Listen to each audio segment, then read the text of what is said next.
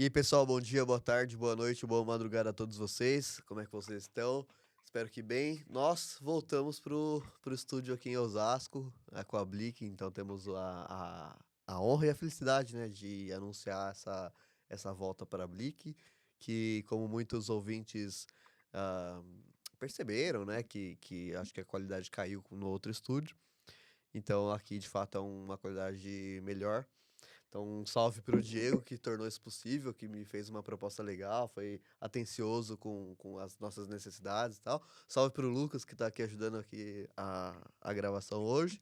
E um salve para o nosso querido Fafá. Como é que você está, Fábio? Como está a vida em Portugal? Correspondente internacional, nosso Olá. Guga Chakra, nosso Guga Chakra. Você viu, Fábio, que a Globo tirou o comentário do Guga Chakra das redes sociais? Você viu? Não, não, o que eu vi, assim, pronto, eu sei que o Guga Chakra é um especialista de Oriente Médio e, consequentemente, ele deve estar tendo uma carga de trabalho exaustiva com o que está acontecendo agora no Irã no Israel. Mas, honestamente, não acompanhei nada. Só vi É um isso. comentário dele que ele fez contra um apoiante que estava ali no jornal da Aham. Globo News.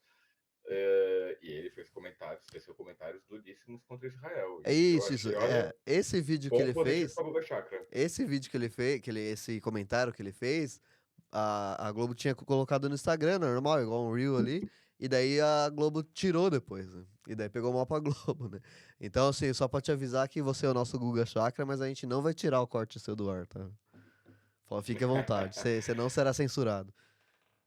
Por um acaso, estou com um cabelo à la Guga Exato, Chakra também, né? Ah lá, Para os nossos ouvintes, o Danilo aqui nos bastidores, fora das câmeras, ficou falando aqui dos meus fios capilares, falando que eu parecia um estudante de história e eu achando isso uma ofensa que eu já me formei há anos você na prefere que eu fale universidade. Eu que não você sou. parece o Milley? Pô, aí tu me fode, né, parceiro? Aí tu me fode desculpa o Português. termo, viu? O português, mas assim, tem tanto cabeludo por aí, tanto roqueiro, tanta gente. Pô, me chama de Guga Chakra, mas não me chama de Milley. Isso aí. Só queria fazer os adendos que é bom estar de volta aqui nos estúdios da Blick, fico muito contente. Um bom filho a casa torna, como é óbvio. Os estúdios da Blick foram sensacionais e queria deixar aqui registrado o meu agradecimento pessoal. E vamos, como se diz aqui em Portugal, siga a marinha, vamos tocar o barco, que isso aqui não pode parar. É isso aí. Então, pessoal, hoje a gente vai fazer um episódio que, seguindo a nosso agendamento normal, né? A gente tem, hoje seria uma regravação do episódio nosso que não tem vídeo, né? Igual a gente faz a cada uma vez por mês, a gente grava o episódio que outrora foi só em áudio, né? E hoje é uma regravação do nosso, acho que nosso segundo episódio, não tenho certeza, da vida, né, lá para 2020, que é sobre futebol e política, né, futebol resistência, futebol repressão e tudo mais. Então, a gente, como naquela época a gente gravava com mais tempo, a gente vai adaptar, né, esse episódio e deixar ele menor, naturalmente, contar sobre dois casos só, mas ao mesmo tempo temos a opção, a possibilidade de fazer mais episódios com essa temática no futuro, né? Então hoje seria os primeiros dois casos em relação a isso. E hoje a gente já vai falar sobre a Copa do Mundo de 1978, que a Argentina ganhou, foi disputada na Argentina e a ditadura empresarial militar argentina usou largamente a imagem da seleção para se beneficiar, né? Beneficiar com os logros da seleção, como acontece bastante, a ditadura brasileira fez isso também. E depois o Fafá vai falar sobre a democracia corintiana, né? Um momento muito importante da história do futebol brasileiro e até da política brasileira, que o Corinthians foi protagonista, e o Fábio, um corintiano, vai se ater mais a isso. Pois bem, então, uma coisa que eu. Um adendo, né, antes de começar o episódio em si, né, a temática em si, um adendo que a gente vai deixar claro inicialmente aqui, é óbvio, né? O pessoal fala, muita gente na internet fala que futebol não se mistura com política, mas isso é uma falácia, né? Um erro, porque o ser humano é um ser político, né? O ser humano é naturalmente político. É a organização social do homem. Nós somos um ser social, né? Como dizia o George Lukács, salvo engano, ele é húngaro, né? O filósofo. E ele mostra que no livro É Ontologia do Ser húngaro. Social, húngaro, né? No Ontologia do Ser Social, que é um clássico dele, ele mostra que o ser humano é um ser social e, portanto, a política é inerente à vida humana, né? Então, se a política é inerente à vida humana e o futebol é um traço da vida humana, obviamente que política e futebol estão sempre entrelaçados. E dentro desse entrelace, alguns casos se destacam, então vamos focar em dois deles hoje. Começando com a questão da. Danilo, Oi, pode falar, Fábio, desculpa. não, imagina, de forma alguma pedir desculpa. Só fazendo um singelo complemento à sua fala, um exemplo, acho que clássico dessa história, como futebol e política se misturam, é a própria questão dos regimes fascistas, por exemplo, e também os regimes comunistas também utilizaram o futebol como uma arma, um instrumento de política, de propaganda, né? Eu vou me atentar aqui dois casos clássicos, acho que é uma questão honrosa de ser mencionada. A Itália, Mussolini não era um grande fã do Calcio, mas ao perceber que as massas gostavam muito do futebol, ele quis mexer os pauzinhos dele, né? E acabou criando, por exemplo, a Roma do Totti, Uhum. a Roma, né, do Dybala, foi uma junção de vários clubes, por exemplo, e que um único clube da cidade de Roma se recusou a participar, que era a Lazio. Curiosamente, hoje a Lazio é a principal equipe dos fascistas italianos, É, pois é. né? O que eu acho assim é um paradoxo histórico, por assim Uhum. dizer. E depois temos o caso do regime fascista português, do Estado Novo, onde o Salazar também detestava o futebol, mas ao perceber a importância do futebol, utilizou o mesmo para seus fins políticos. Quando vamos, por exemplo, não podemos nos esquecer do grande Pantera Negra, Eusébio, oriundo da região de Moçambique, mas que defendeu a seleção portuguesa. Quando ele chegou a Portugal, vindo de Lourenço Marques, atual Maputo, ele foi contratado pelo Sporting. O Sporting é um dos principais times de Portugal. Só que ao desembarcar, isso é uma história cômica, assim, cômica trágica, que todo português conta, ou pelo menos os sportinguistas contam, de que ao desembarcar, o governo, junto com o Benfica, por sua vez, o principal clube das massas portuguesas, uh, vamos dizer, surrupiou ali o Eusébio e não deixou o Eusébio jogar pelo Sporting e mandou ele jogar pelo Benfica. Anos depois, ainda o Benfica evitou a venda dele para o Milan quando o mesmo o queria. E evitou porque, né, não queria deixar de perder as joias da coroa, que era o Eusébio para o futebol português e, consequentemente, para a utilização de propaganda do Estado Novo, né?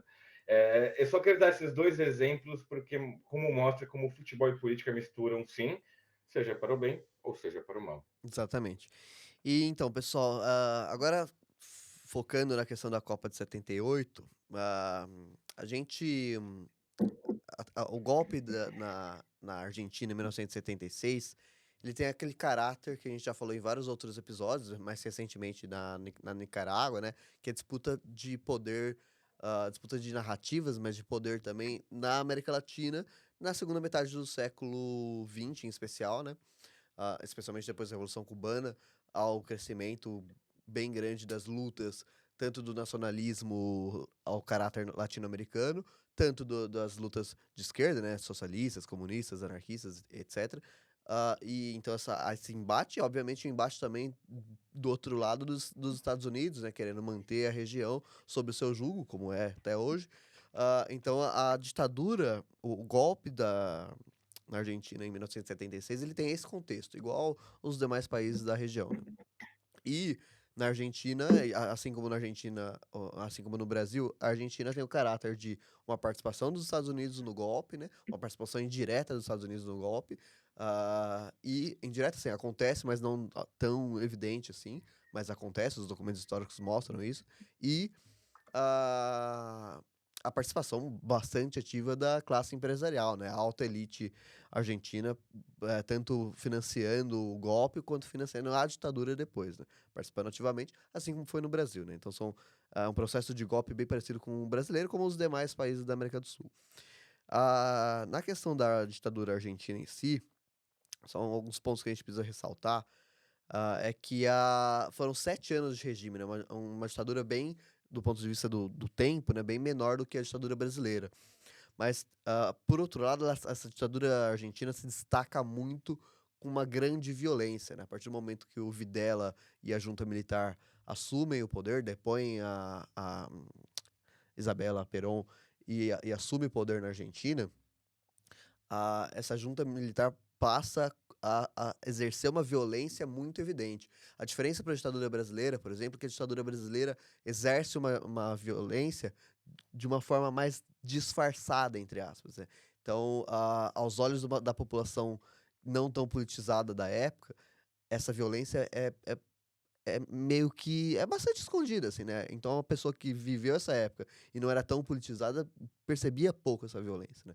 Na Argentina é muito mais escancarada essa violência, tanto é que em 7 anos, o número de mortes, hoje com os documentos mais atualizados, mas o número de mortes e desaparecidos, somados os dois grupos, é de quase 30 mil pessoas, né? Então, um número escandaloso de mortos e desaparecidos, né? Além de relatos de muita violência, né?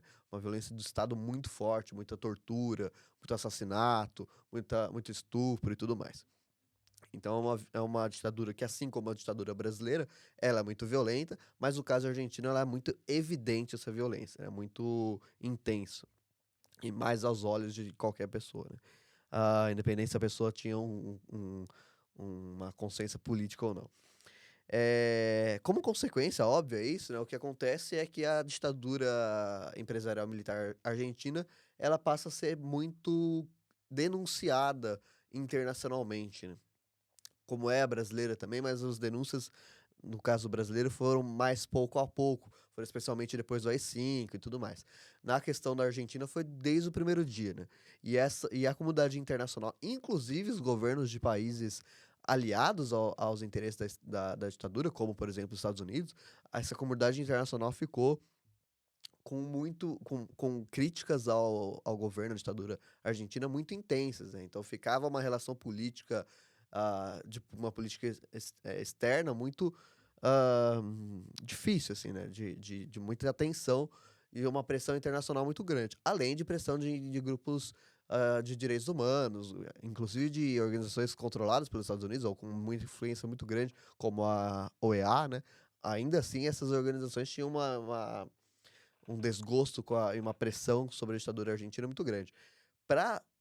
A ditadura usa a sua força política e daí a partir disso o futebol para tentar limpar a sua imagem, né? Então, o governo argentino se une ao governo das demais ditaduras do Cone Sul e vão negociar com a FIFA a confirmação do Mundial de 1978, Mundial de Seleções, na Argentina, né? E o intuito do governo argentino é justamente mostrar dentro da Argentina que a Argentina era capaz de receber países do mundo inteiro e desenvolver um mundial de alto nível, mostrando que era um país em pleno desenvolvimento, mostrando que era um país onde as coisas estavam dando certo, onde a economia estava fluindo e o país estava se desenvolvendo de fato, a ponto de receber o mundial, né? E ao mesmo tempo, mostrar ao mundo que não, que essas denúncias, na verdade, eram frutos de pessoas que eram contra a civilização, palavras do próprio Videla, né? Ele entendia que os comunistas, em especial, né, estavam atentando contra a civilização em suas ideias e usavam a artimanha dessas denúncias para corroborar essa percepção de ir contra a civilização e ao povo argentino, evidentemente. Evidentemente, uma ideia bastante esdrúxula, né? Que de fato a ditadura estava profundamente violenta. Mas é interessante notar duas coisas. Primeiro que eles conseguem trazer o Mundial para a Argentina usando a força política da Operação Condor, ou seja, não literalmente da Operação Condor, mas da conversa entre várias ditaduras do Cone Sul, né? Uruguai, Paraguai, Argentina, Brasil e Chile, né? Esses países nessa época, não necessariamente ao mesmo tempo, mas nessa época estavam sempre na ditadura, com ditaduras bem parecidas e violentas, e esses governos trabalhavam entre si para uma série de questões, entre elas esse soft power político com a CBF. Ou, CBF não, desculpa, com a FIFA. E outro ponto importante é que a FIFA, nesse momento, ela era governada pelo João Avelange, não um brasileiro. E, portanto, a ponte era muito mais fácil, né? Já que o próprio presidente da FIFA era desses países, né? Então, essa negociação se tornou bastante mais viável, né? Pois bem, uma vez que o Mundial ele é concretizado, né? Ou seja, vai ser na Argentina, a Argentina se vira a seleção e passa a usar a imagem da seleção o tempo inteiro. E estamos falando de uma seleção com o Di Stéfano, com o Passarella, foi treinador do Corinthians depois também, o ídolo do River Plate, né? Então são jogadores muito, muito bons. E jogadores muito bons jogadores históricos, né, especialmente o Di Stéfano, e que faziam daquela seleção uma seleção muito forte. E daí, a partir disso, o governo da ditadura passa a usar a imagem, a atrelar o governo a imagem da seleção em si, e daí passar a usar politicamente, né? E daí tem a gente avançando um pouco para o Mundial em si, né? Tirando o contexto histórico e jogando para o Mundial em si, os jogos e tudo mais. Ah, vamos falar do Mundial. Primeiro, o Mundial ele era disputado nesse momento de uma forma diferente, né? A forma de disputa era outra. Uma outra época, uma outra forma de disputa.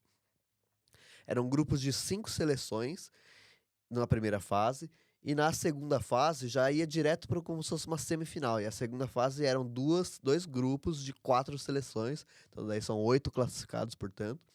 E daí eles jogam todos contra si ali, dentro dos seus grupos.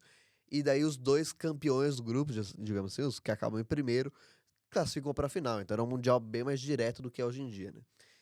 Então, primeira fase com 5, segunda fase, 2 grupos de 4 seleções, e o primeiro lugar de cada grupo classifica para a final direto. O jogo, na primeira fase, a Argentina faz um torneio um pouco irregular, empata com um, perde do outro, ganha do outro, mas assim, algo um pouco irregular, mas o suficiente para avançar de fase. Passa para tal da semifinal. A semifinal, o grupo da Argentina, a Argentina estava no grupo com Argentina, Brasil, Peru e Polônia. Sendo que o Brasil é o Brasil, né? A Argentina tinha forte seleção. O Peru, essa geração do Peru era a melhor geração da história do Peru e ainda é até hoje. Era uma seleção bem forte na época.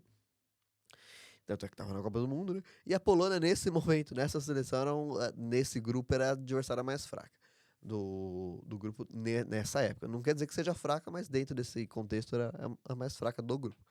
E daí o desenvolvimento do grupo em si é interessante porque fica com o Peru, a Argentina e o Brasil se desenvolvendo bem dentro do grupo, né?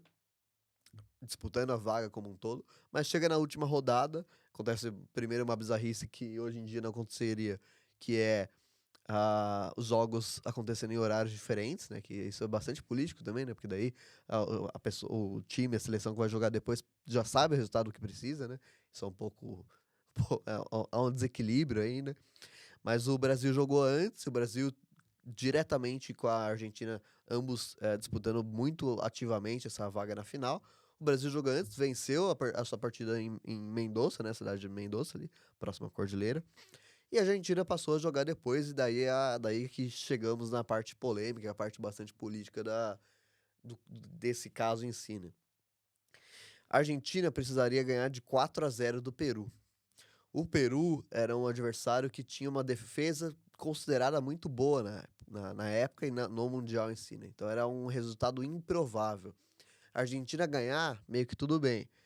Embora fosse uma partida difícil, né? Entendida por todos como difícil, ganhar, ok. Até porque tu jogava em casa, né? Mas era pouco provável que esse resultado de 4-0 sairia, né? E o jogo acabou 6-0 pra Argentina. E daí tem a questão, daí começam as polêmicas e as, entre aspas, teorias da conspiração, né? Que daí, obviamente, muita coisa passa a ser dita, né? Algumas mais frágeis e outras mais complicadas de fato.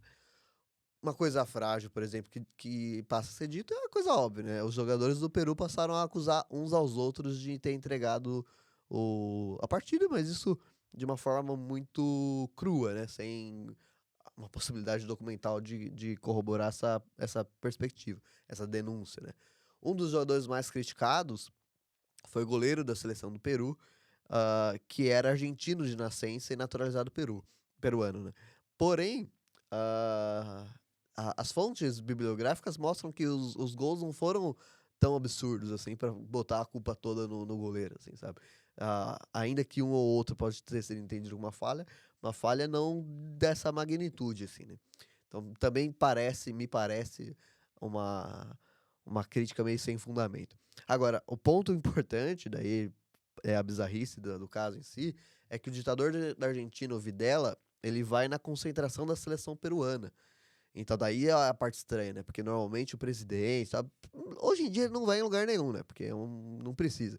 Mas de qualquer forma, antes era mais comum, o presidente de cada país e tudo mais, ele vai visitar a sua própria seleção, né? Dar um apoio moral, um discurso, algo cativante, assim, né? E o Videla não foi no vestiário da seleção argentina e foi no vestiário da seleção peruana. Os jogadores da seleção peruana, e a ida do Videla é comprovada, tem imagens dele indo ao vestiário peruano. E os jogadores da seleção peruana, daí todos contam uma história parecida, que é o Videla falou algumas coisas, né? Primeira coisa que ele falou foi que na época o Peru estava com um regime bastante autoritário também, e o Videla falou que ele conversou com os mandatários do Peru, do regime peruano, e todos concordavam que era melhor para o bem comum de ambos os países, para a colaboração da Argentina com o Peru, ou seja, a Argentina continuar, entre aspas, ajudando os interesses políticos e econômicos do Peru, era bom para todo mundo que a Argentina ganhasse. Isso soa bastante como uma ameaça, né? Outro ponto foi que o Videla falou que a FIFA não, desculpa, os Estados Unidos concordavam, né?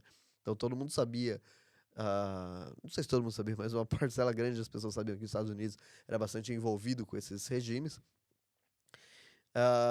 E o Videla falando, um ditador de um país conhecido por ser uma ditadura muito violenta, ele falando isso também já é um outro ponto que causa um tom de ameaça, mesmo, né? Um possível medo, né?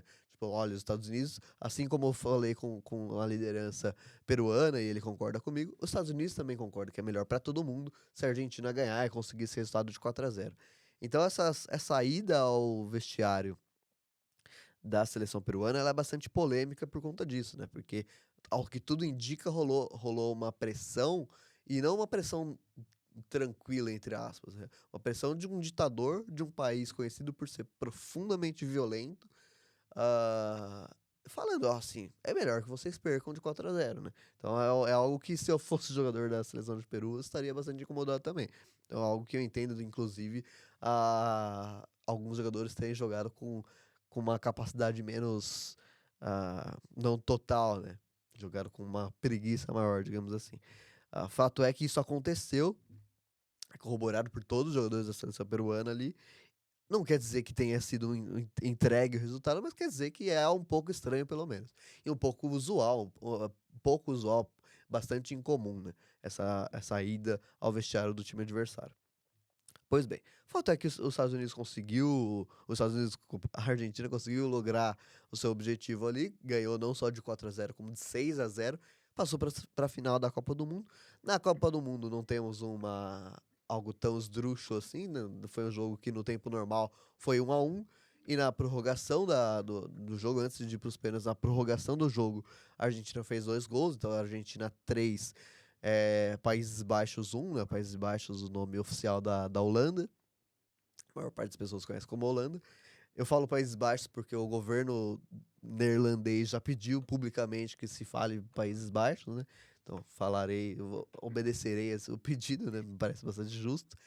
E então, portanto, a Argentina vence a final na prorrogação por 3-1 e conquista naquele momento o seu primeiro título mundial. E daí as consequências disso, uma consequência muito importante politicamente é que o governo ditatorial argentino conseguiu o que ele queria, que era mostrar ao mundo que a Argentina era uma potência em desenvolvimento, né?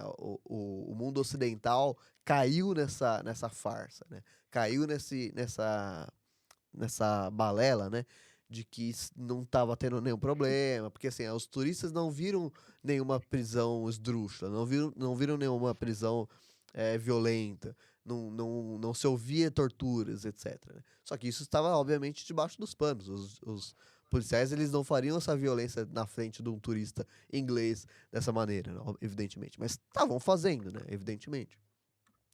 Mas fato é que, ainda que sabemos que isso acontecia, estava acontecendo ao mesmo tempo do Mundial, o fato é que a comunidade internacional, especialmente ocidental, comprou essa balela e deu um fôlego maior para a ditadura seguir seus projetos nefastos, né? Então, a ditadura ali era 1978, aquela pressão internacional diminuiu e a ditadura seguiu por mais alguns anos. Ela foi entrar em uma nova crise profunda de percepção da opinião pública na Guerra das Malvinas. E também aí com uma percepção, inclusive dentro da Argentina, muito violenta, e acabou levando o fim do processo ditatorial argentino. Mas nesse momento, o uso político da seleção argentina foi muito bom para a ditadura e, de fato, deu um gás a mais para o regime empresarial militar argentino.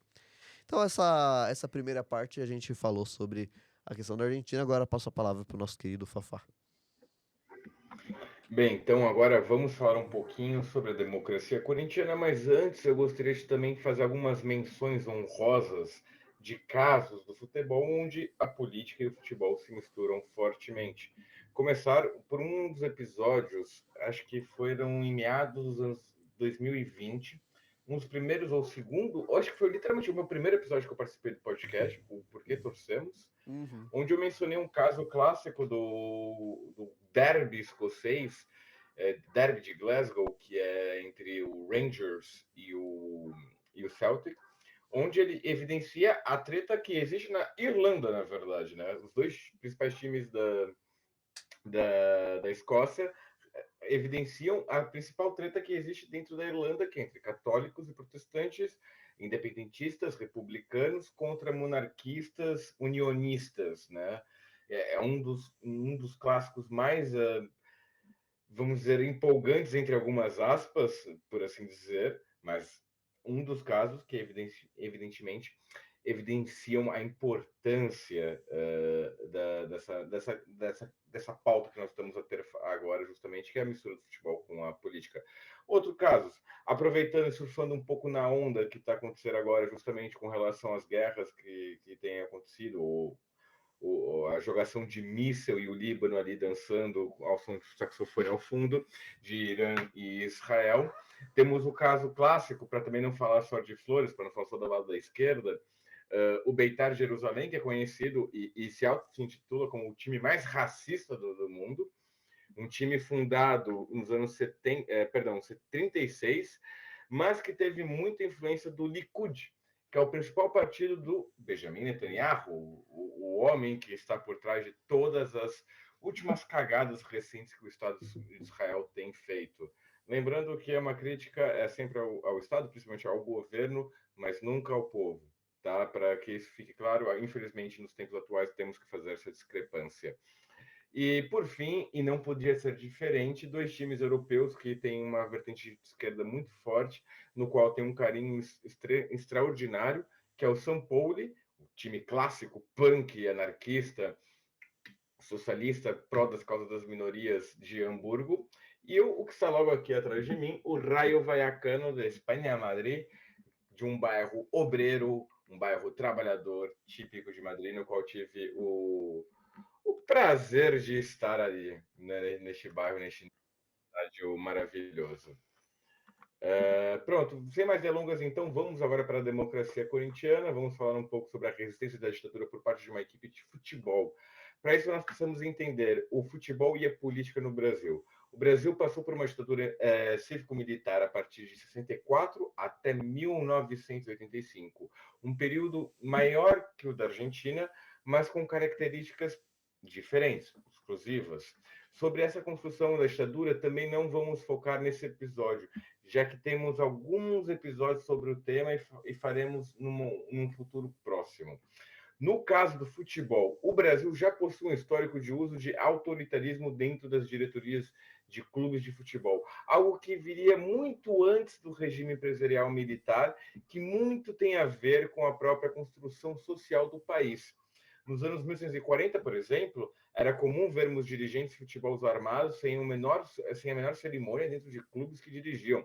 Há um caso famoso que, por exemplo, no Bangu, na segunda metade, vamos dizer assim, do século XX, onde seguranças do clube, presididos pelo então bicheiro, sim, do próprio jogo do bicho, Castor de Andrade, ia para os jogos do clube armado, como se fosse policial, como se fosse algo normal. Inclusive, Fábio, tem.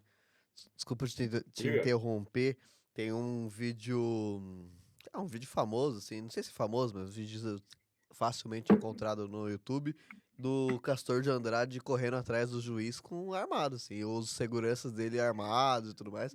E ele correndo atrás do juiz Eu pra já pegar vi. na porrada. E os seguranças É pegaram na porrada, inclusive. com uma 38, não foi? Como um revólver Sim, prateado, uma coisa assim. exatamente. É uma coisa bem. E isso, assim, Maracanã, sabe? Loucura.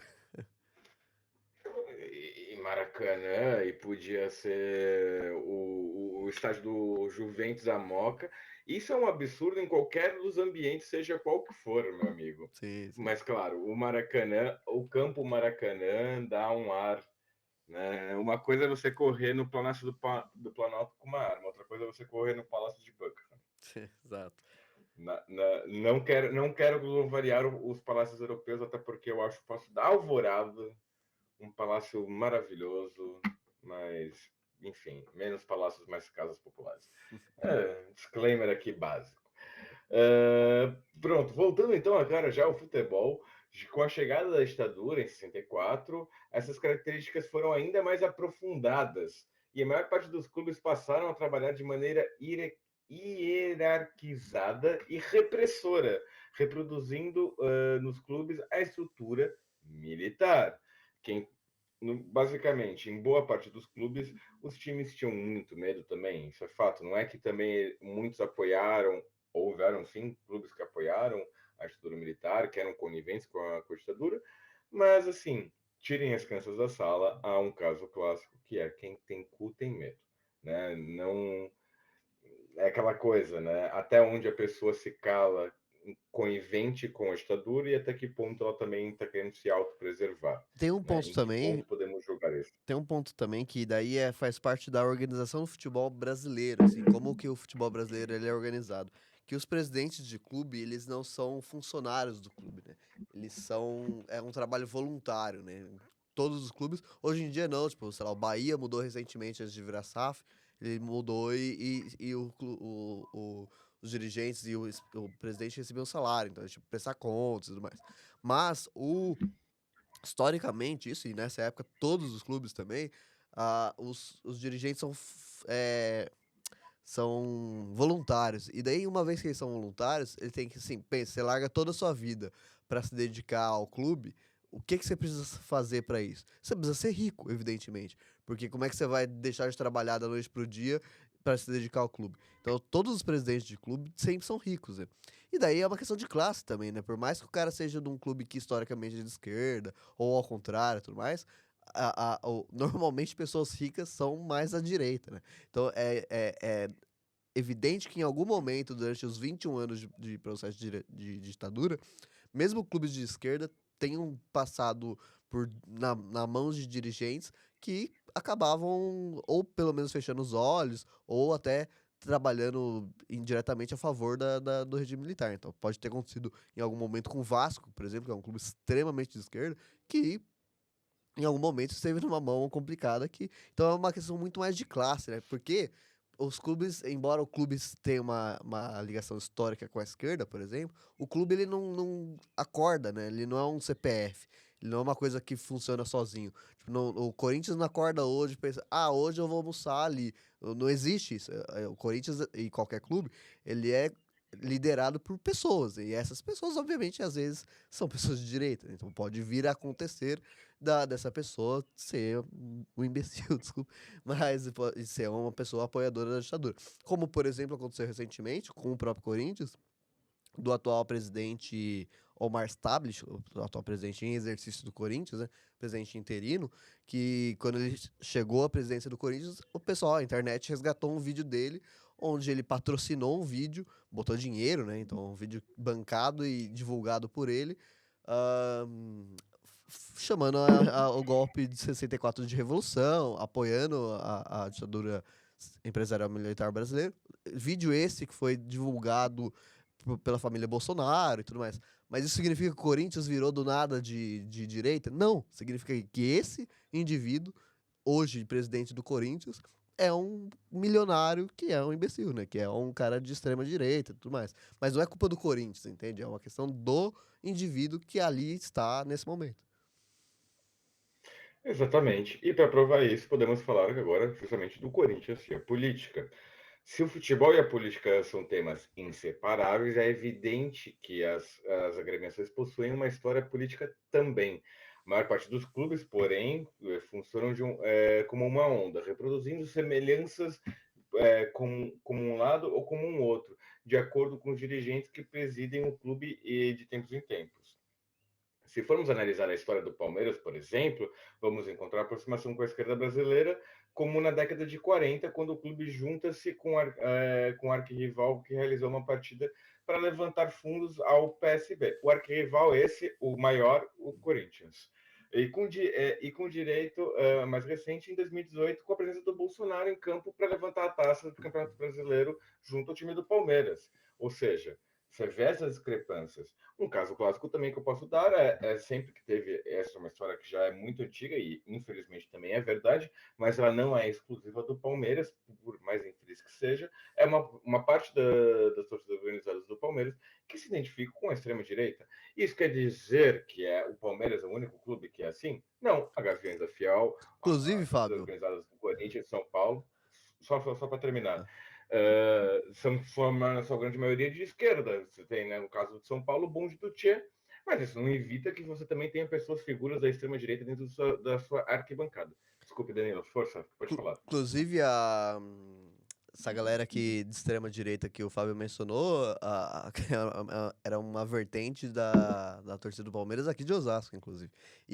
Mas ao mesmo tempo, então, literalmente ao mesmo tempo, a atual liderança da Mancha, que é a principal torcida organizada do Palmeiras, esses dias estava na arquibancada e eu vi isso na arquibancada com a camisa do Carlos Marighella, sabe? Então, tipo, você vê, as coisas acontecem ao mesmo tempo, né? É a dialética da vida. Sim, nada é estático, nada é permanente, tudo é fluido, né? Já diria Zygmunt Bauman, né? Não, é aquela coisa, não podemos falar, apontar o dedo e falar, fulano é X, fulano está X, ele não Exatamente. continuará sendo X para todo sempre. Mas, Danilo, eu não falava desse Palmeiras, Osasco, fascismo, tá pegando mal pra ti, hein, cara? Não sei não, hein? Não faço parte desse meio, velho. Só sou palmeirense e moro em Ju, Osasco. Não tenho nada a ver com jura? esses Nossa, caras, velho. Danilo, você me passava uma ideia de nazista, cara. Você com esse seu bigodinho, não sei não, Tomar no mano. cu, Fábio. Gente, isso que são basicamente, não sei o quê, 13 anos de amizade já, né? Acho que é 13 isso. anos, 13 anos. É a liberdade de falar besteira em loco. Em público, inclusive. Em público, exatamente. Mas, enfim, retornando aqui, acho que já ficou muito claro essa questão da fluidez dos próprios clubes e das suas respectivas torcidas. Voltando então, a maior parte dos clubes não possui uma ligação histórica com somente um aspecto político, tendo isso em mente. Porém, claro, há exceções. Historicamente, o Esporte Clube Corinthians Paulista é uma dessas exceções. O clube foi fundado por operários em 1910 e lhe digo uma coisa, não só por operários, e um fato interessante, por imigrantes. O Palmeiras, por exemplo, é muito associado à comunidade italiana, sendo que um dos fundadores do Corinthians também é um imigrante italiano. Há muitos imigrantes italianos que participaram da fundação do Corinthians e, né, ficou aquela coisa do de ficar associando o Palmeiras com a Itália exclusivamente, sendo que o Corinthians também tem uma parte dessa que representa. Juventus da Moca também. Dito. Como? O Juventus da Moca também. Os Juventus da Moca também, um outro exemplo, o Portuguesa já com a sua comunidade portuguesa, mas enfim, o clube, por ter sido fundado por operários imigrantes, mantém essa característica popular. Como já mencionei, né, tivemos o jogo beneficente para arrecadar fundos para o Partido Comunista Brasileiro, o Partidão, não confundir com o PCdoB, que era o maior partido de esquerda da época, se não digo, atrevo-me a dizer o único. E agora vamos chegar ao ponto 3.3, a ditadura, o Corinthians e a dialética. Uma das questões mais que buscamos naturalizar aqui no podcast é a dialética. O esforço necessário para entender que na vida muitas coisas são contraditórias e acontecem ao mesmo tempo, e que isso faz parte das relações sociais. É algo natural, que acontece de maneira natural. Como dito antes, os clubes possuem uma história política diversa, principalmente porque o clube não é um ser vivo e ele não toma decisões sozinho, ele depende de uma ação de seus dirigentes como um corpo humano.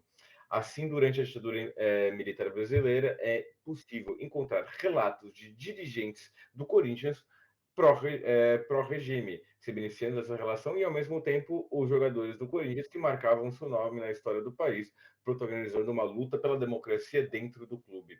Recentemente, por exemplo, o presidente interino do Corinthians, né, como o Danilo já o havia mencionado, Osmar Stablet, foi cobrado por jornalista por conta do vídeo patrocinado por ele ter usado a família Bolsonaro, que defendia a ditadura cívico-empresarial militar brasileira, ou dita cuja Revolução de E 64. ele mesmo, Spoiler. Fábio, ele mesmo falou como resposta a isso que ele também apareceu já do lado do Lula e tudo mais. Então, tipo, sabe, tipo, saiu pela tangente, mas você mostra isso, que justamente as coisas não são fixas, né? Político. É, político. Político. Sai sair da política, né? Isso daí, honestamente, é. Fala, não, veja bem, um dia eu mijei do lado do Lula ali no mictório também, no banheiro, encontrei com ele, troquei uma ideia. Potato é potato, como eu diria. Mas, retornando então, é importante se atentar para algo muito importante. Justamente pelo Corinthians ser um clube historicamente próximo à defesa da luta popular, que o atual presidente do Corinthians foi cobrado quanto a isso. Né? Vamos lembrar que a Gaveta Fiel, peço desculpas, tem ali feito uma pressão enorme. Tem, como se diria aqui em Portugal, tem virado uma salsada.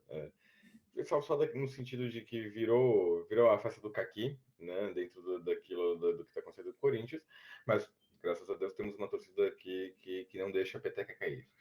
Isso, por si só, é a dialética, né? E agora, óbvio, vamos entrar na democracia corintiana, que não podia ser outra maneira. Dentro desse contexto que construímos nesse bloco, o Corinthians não foge à risca. No fim de 1970, peço desculpas, o clube possui uma diretoria marcada por uma forte repressão aos seus funcionários, um autoritarismo que conduziu o status quo brasileiro, mas não com a realidade da história do clube. O clube possui diversos jogadores de ideias políticas ligadas à esquerda, bastante politizados, como Casagrande e, é claro, Doutor Sócrates, o grande, o maioral. O clube possui diversos jogadores com ideias políticas ligadas à esquerda e bastante politizados, como Sócrates e Casagrande. Desculpa, repeti o parágrafo. No início dos anos 80, a população brasileira já organizava os protestos cada vez maiores, pedindo pelo fim da ditadura militar, e a sociedade já estava se abrindo com a existência de eleições para governadores, por exemplo, mas o futebol mantinha-se um caráter autoritário. É importante lembrar que a partir de 79 nós vamos ter a anistia, vamos ter uma abertura política, ainda assim dentro da ditadura militar brasileira, mas já tendo suas certas aberturas. Nesse tocante, os jogadores mais politizados do plantel passaram a se organizar com o intuito de protestar contra a gestão autoritária do clube, defendendo que as decisões mais importantes do Corinthians fossem tomadas pela soma do quadro de funcionários, não somente pela centralização da gestão. Ou seja, não estamos só a falar de jogadores, estamos a falar de massagistas, estamos a falar do treinador, estamos a falar da equipe técnica, estamos a falar de todo o corpo docente que faz o Corinthians ser o Corinthians, né? Dentro, obviamente, do futebol. Assim, essas decisões deveriam ser tomadas pelas diretorias, atletas, comissão técnicas e demais funcionários que tocavam o dia a dia do clube, ou seja, no qual as pessoas que realmente importam. Com o tempo, a ideia passou a ganhar popularidade entre os jogadores, ganhando mais e mais adeptos, inclusive a própria comissão técnica. Ainda que houveram jogadores contrários, como o goleiro Emerson Leão, o maior. Tinha que ser o Emerson Leão, pelo amor de Deus. A maior parte dos jogadores aderiu ao movimento, sendo um espelho para a adesão de funcionários que viam algo democrático acontecendo das estrelas do clube e passaram rapidamente a apoiar também. Eu vi uma entrevista, Graças a... vi uma entrevista com Diga. O Leão falando assim que ele era contrário porque é aquelas coisas de galera mais de direita, né? Que a vida sem uma autoridade sempre caminha pra barbárie. Ele meteu essa. Pô. Só o uso da palavra barbárie já me incomoda já. Exatamente. Como diria aqui na Tuga, falaste muito bem, meu querido, muito que bem. Mas pronto, né? Não pode ser diferente. Agora, retornando, graças à rápida e contundente adesão dos atletas e funcionários à direção do clube, foi se abrindo a ideia de uma autogestão democrática do clube e foi ganhando forma. A luta democrática do Corinthians serviu também para que outros clubes revissem a sua postura e que essa tradição autoritária do futebol perdesse espaço para gestão mais democráticas num futuro um pouco mais distante, profissionais. Para além dos muros do Parque São Jorge, a democracia corintiana também ajudou a conscientização da coletividade corintiana na importância da adesão das lutas diretas já. Basta ver, por exemplo, as manifestações que houveram no Largo da... Foi da Sé ou foi do Anhangabaú, Danilo? Você lembra Foi no agora? Anhangabaú.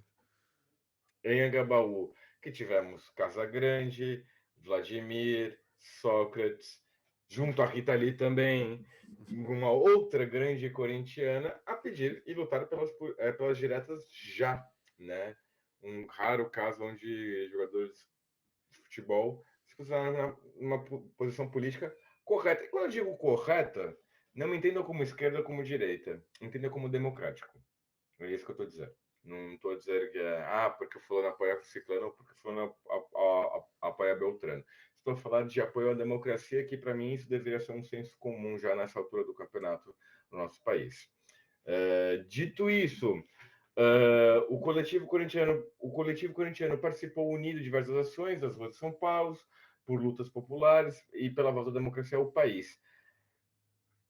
Como foi conhecido também, Sócrates participou ativamente das dietas já e prometeu que se as dietas já não fossem assim consumadas, ele iria embora do país. Infelizmente, como a história nos diz, as dietas já não foram aprovadas pelo Congresso e tivemos eleições indiretas com a eleição de Tancredo Neves e, posteriormente, com a sua morte, com a ascensão de José Sarney. Sócrates cumpriu sua palavra e partiu para a Itália, para o time da Fiorentina. O movimento, então, do democracia corintiana acabou por perder força pouco a pouco e é um problema na América Latina, onde os movimentos dependem muito das figuras de liderança que conquistam as pessoas mais do que as próprias ideias, né? Infelizmente, isso acabou por acontecer. A democracia corintiana, por si só, foi um movimento muito importante. Um fato curioso que acho que é válido de ser mencionado: o logo Democracia Corintiana foi feito pelo publicitário, um dos grandes publicitários brasileiros, Washington Oliveto, diga-se passagem, corintiano também, um grande corintiano fanático, esse já, infelizmente, já falecido. Mas, de todas as maneiras, o legado da democracia corintiana para o clube é gigantesco, e não só para o clube, mas como também para o país, como um exemplo da democracia como um todo. O legado, ele é, como eu disse, brasileiro, primeiro pelo ineditismo do movimento que usou o futebol para lutar contra a ditadura, durante a ditadura, o oposto do que foi contado no primeiro bloco desse episódio, né? Quando o Danilo falou como a ditadura usou o futebol, e ele deu o caso da Argentina, mas podemos também usar o caso do Brasil na Copa de 1970, com o tricampeonato, onde ficamos com a taça Jules Rimet, e que teve o seu fim trágico. A ditadura também utilizou o futebol como uma grande propaganda de informação, né? Ou de desinformação, como acho que seria mais apropriado. Segundo, porque o movimento representou o início de uma profunda transformação nas estruturas da organização e gestão de clubes do futebol no país, que passaram a se abrir cada vez mais. Não é possível afirmar que essa abertura não aconteceria se não fosse a democracia corintiana. Todavia, sem dúvidas, ela demoraria muito mais para acontecer se não fosse a mesma. Né? Isso eu acho que é o grande legado da democracia corintiana, sem sombra de dúvidas, tanto para o futebol brasileiro, mas também quanto para a política brasileira, né? Basta aos ouvintes mais jovens, imagino que os mais velhos, alguns devam se lembrar das diretas já, a importância que foi e o quanto a democracia corintiana, estou falando já de Corinthians, estou falando do movimento democracia corintiana, acho que foi, acho não, tenho toda a certeza, o quanto foi importante para a Jetta já e pela luta por uma democracia e por um Brasil melhor, por um futuro melhor a todos nós. E bem, encerramos o episódio. Danilo, algum comentário ou podemos já seguir para nossas dicas culturais? Não, da minha parte é isso. Você quer começar as dicas culturais? Você quer que eu comece? Ah, faço questão que você comece, cara. Sua voz é tão linda que faz tempo que eu escuto, quero escutar mais essa voz.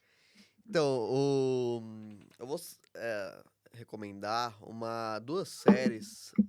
Na verdade, uma não é uma série, né? Uma série de vídeos, digamos assim, que é chama Memórias do Chumbo. Não sei se o Fábio conhece. Memórias do Chumbo, o futebol nos tempos do Condor. E daí eu vou recomendar o episódio da Argentina, né? Que foi a temática do episódio aqui. Que uma série documental desenvolvida pelo historiador e jornalista Lúcio de Castro. Trabalhava na ESPN e hoje em dia trabalha na agência Spotlight. E ele é um historiador, né? É um jornalista bastante combativo, bem de esquerda, assim, e bastante competente também. E ele é um cara que sempre teve um enfoque legal na relação futebol e política, né? E ele desenvolveu esse trabalho é, criou vários episódios, são episódios de mais ou menos uma hora cada um, 50 minutos. São vários episódios com os casos das ditaduras latino-americanas, né? Então tem episódio da Argentina, tem episódio do Brasil, tem episódio do Chile, salvo engano, e do Uruguai. São 4 episódios. E então acho assim um trabalho muito bom, tá tudo no YouTube, então é bem fácil de achar. Só jogar o nome na. A gente vai publicar também nas redes sociais, é só jogar o nome no YouTube que vocês encontrarão. E daí a outra série que eu acho muito legal, daí é uma série documental da Globoplay, que é sobre o Castor de Andrade, né? E o que a gente citou também Muito boa. muito boa, que a gente citou também no podcast agora, que é como o Castor de Andrade, ele que era um bicheiro, né? Como é a história da vida dele basicamente, né? Mas é a história da vida dele e a relação dele com o Bangu, transformando o Bangu num clube bastante relevante à sua época, né? A partir ele começa o trabalho dele no fim dos anos 50, né? E também da Mocidade, né? Mocidade Independente de Padre Miguel, que também é outro fruto político dele ali, onde ele vai também investir muito dinheiro. E também como mostra, no caso do futebol, mostra também como era essa relação dirigente violento, com muito dinheiro, mas violento, com o uso de um autoritarismo, ainda que ele era muito amigo dos jogadores, mas ao mesmo tempo era violento. Então, mostra uma figura meio paternalista também, né? Então é muito interessante. Uma série muito bem feita mesmo do Grupo Globo. E que acho que encaixa bastante, inclusive, com o episódio de hoje, viu? Pode falar, Fábio, agora.